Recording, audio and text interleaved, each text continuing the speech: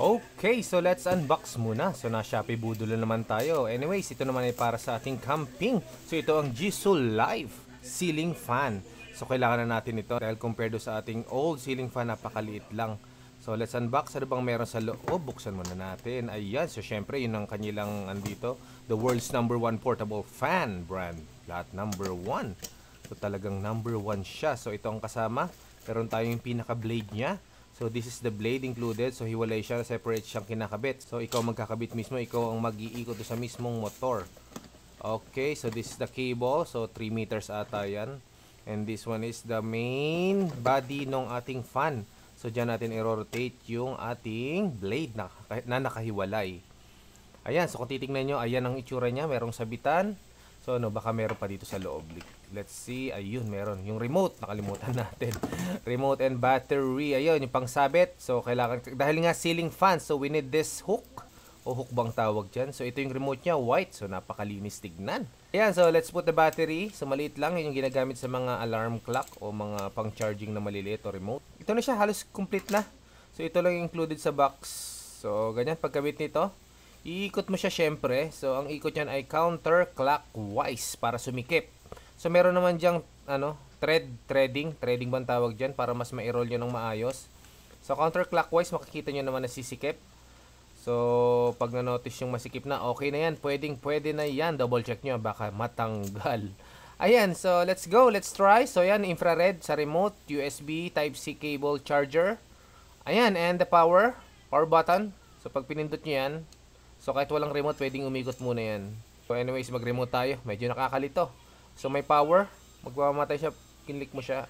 They have the timer. Same as the old fan that we have. 2 hours, 6 hours, and 8 hours. Ayan. And then, what's next? Ayan. So mag-adjust yung ano niya. Yung lakas. Accordingly, kung gaano ka lakas yung gusto. Alam ko hanggang 3 lang to eh. Ayan. So itong button na to pang-adjust ng speed. Palakas ng palakas. Yun ang kinagandahan dito, mayroong remote. So pag nakasabit, di tayo mahirapan. So you can press the power button to turn it off. Ayan, turn off na. So ganun lang talaga siya, no? Napakadaling gamitin. Okay, so done with our unboxing dito sa item na to ng Jisoo Live fan. Ceiling fan. Actually ceiling fan kasi sa ceiling lang talaga siya. Ayan, kung titignan nyo dito sa review natin, talagang in-unbox natin. So pinalitan na natin. So naghanap tayo ng lalagyan niya kasi medyo delicate. Kasi tignan nyo naman kung itatabi nyo to. Yan, maliit lang siya. Palm lang siya, yung size niya. Hindi talaga siya ganun kalaki. Pero syempre dahil portable nga siya. Ayan. So ikot mo lang, ganun tulad ng ginawa natin ng unboxing natin. Yan, ganyan lang. Ay, sorry. So counterclockwise ang pagpasikip niya. Counter. So ayan nga siya. So kumuha na rin tayo ng lalagyan natin. Hindi na dun sa may box. So mas safe pa rin pag meron siya sariling lalagyan. Dahil wala naman siyang kasamang pouch or something. Pero kung meron kayo, pwede nyo gamitin para mas nakahiwalay siya at madaling mahanap pagdating sa mismong camping natin. Okay, so yun nga. Ito yung alaman niya. So ngayon titest naman natin siyang i-charge. Ayan, so ito yung gagamitin natin, yung binili natin. So nasa vlog din natin to. Itong ating power station na mura lang. Ayan. With inverter. So i-charge natin siya kasama yung cable. So ito yung cable na kasama doon sa ating unboxing. So this is how many meters? Actually mahaba siya kung titignan nyo. Teka, subukan nating sukatin for the sake of video. Pero meron man tayong cable dyan. Mas mahaba pa dito. Pero ito yung kasama eh. So paano bang sukatan ito? Metro? 1 metro. 2 metro. Almost 3 meters. 3 meters yung haba niya na Type-C. Pero hindi Type-C to Type-C ah. USB port. USB to. Tapos ito yung Type-C natin. Pero okay na rin. Type-C gagana yan. So charge mo yun dyan. Yan. Yan si charge yan. Okay. So subukan natin i-charge. Gamit yung ating power. Ating power station na murahin lang. On muna natin. Ayan. So, let's see kung i-charge. Ilan ba to? Ayan, ang charging niya magre-red.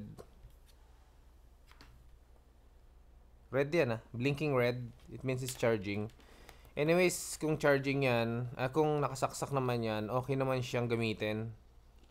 Para continuous yung pasok ng baterya, hindi ka malobat.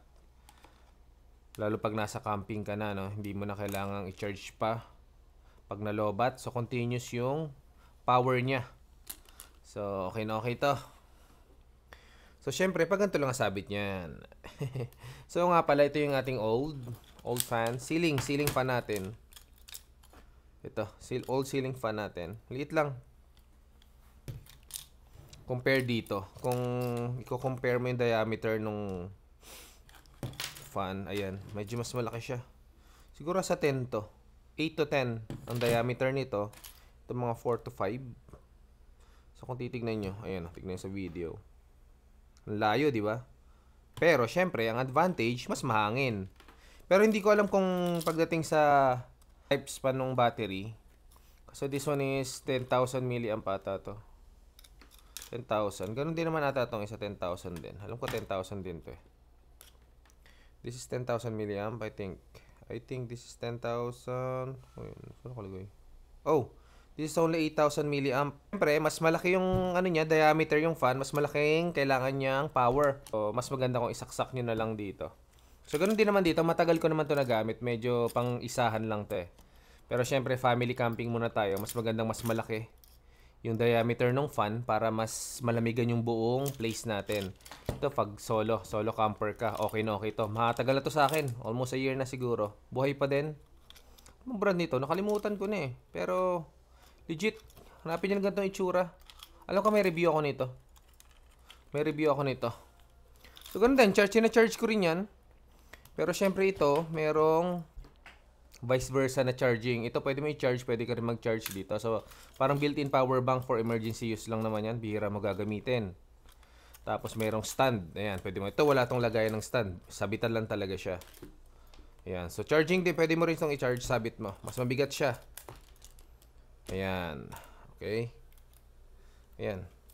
Pero importante, pareho, meron na akong dalawang ceiling fan. Dahil bumili tayo ng malaking tent. Sakto naman to. Mapapakinabangan siya. May remote. Yun din, disadvantage siya. May remote talaga siya eh. Hindi ka natatayo para i-adjust yung fan.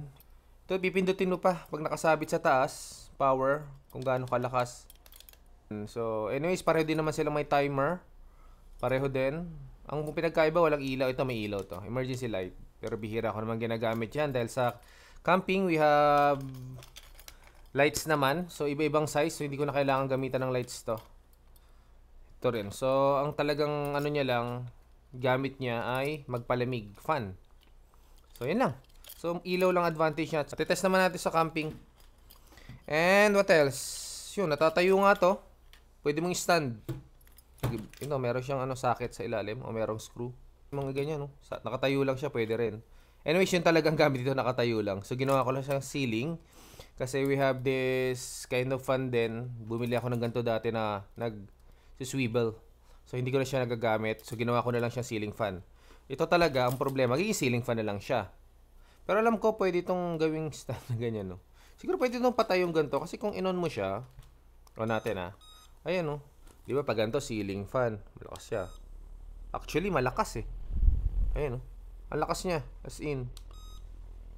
Parang, ito ata yung sa palengke. Nakita natin dati. Yung design, ginawa ng Jisoo Life. Maganda lang, Jisoo Life. Branded talaga. Subok na itong Jisoo Life. I have the small one, yung handheld na fan. Tibay hanggang ngayong buhay. Anyways, ito, siguro pwede naman itayo ng ganito. Ayun, wala namang problema sa ikot, mabilis pa din. So, magiging problema lang yung stand. Patay muna natin, O, turn off muna natin. Ayun, magbiblink siya pag namatay. So, kahit walang remote, magagamit mo pala siya. So, meron tayo nitong stand. Kung titignan nyo. Ayan. Tanggalin natin to. Siguro, palagi ko pwede. Pwede siyang ilagay sa stand if you want, kung wala ka talagang stand na ganito. So, wala kang choice. Hanap ka lang ng tripod dyan na may maliit na head o para sa wall head na kasya dito sa butas. Ayan, tapos shoot mo lang. Yan. O yan, okay na. Ganyan lang. Pag inon nyo yan. Ayan. Solid din. Try natin. Ay, malakas din. Ayan, kung wala kayong ano, tawag doon, kung wala kayong stand fan, pwede din, no? Hindi ko alam kung advisable, kasi use for ceiling lang talaga yung fan na to. Pero talagang, kung wala kang choice, wala kang dalang fan, nag-iisa ka lang, naiwan mo yung iba, for the meantime, pwede mo siyang gawin ganito muna. Pero ingat lang, kasi wala siyang cage. Tulad nito, may cage. So pag stand mo, walang maiipit. Siguraduhin walang bata. Actually, kung solo camping ka lang tapos medyo wala namang mga bata dyan, pwede nyo itong gawin. Hindi ko lang alam kung pwede, kung tatagal siya o matibay. So next natin, isusubok natin yung ano talaga. Sa may camping na, nakasabit. Papakita ko sa inyo kung paano siya ilalagay. Ayan. So, remote. Ayos. So, pwedeng gamitin yung remote, no? Timer, power, off. So, yun. Okay na okay. So, tignan natin sa camping kung ano magiging itsura. So, let's go! Ayan, so nasa loob na tayo ng tent. Ito yung fan. Yan na siya. Yan yung guest life natin na fan. So, ginamit natin buong gabi. Pero nakarekta tayo kasi nasaksakan. So, meron tayong wire papunta sa battery pack. So, ito yung dati natin na fan, pero maliit lang yung ano niya, LC compare dito. Compare niyo, ayan, liit lang niya, ito mas malaki. Tsaka maganda, meron siyang remote. Ayan. Pwede yung patayin dito. Ayan, pinatay natin dito. Tapos pwede mo siyang i-on. On. Yan, naikot na. Tapos yung lakas ito. Ayan, 2. Tapos 3. Hanggang ilan ba ito? 4? 4. So hanggang 3 lang. Hanggang 3 lang. Yan. Try na ulit. Hindi, bumalik siya sa 1. So 2. Hanggang 4. Hanggang 4. Ayan, malakas na ulit. Yan. Ito naman yung time. Kung ilang oras ang gusto mo, may timer siya, no? May 6 hours, 4 hours, 8, 6. Oh, ang ganda. Ganda siya. Lakas siya. Kasi buong gabi, hindi kami nainita, nakatutok dito. So, pwede mo isabit. Okay, hanggang dito na lang po ang ating video.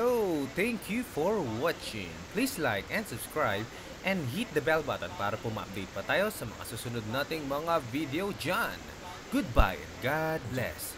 Ciao!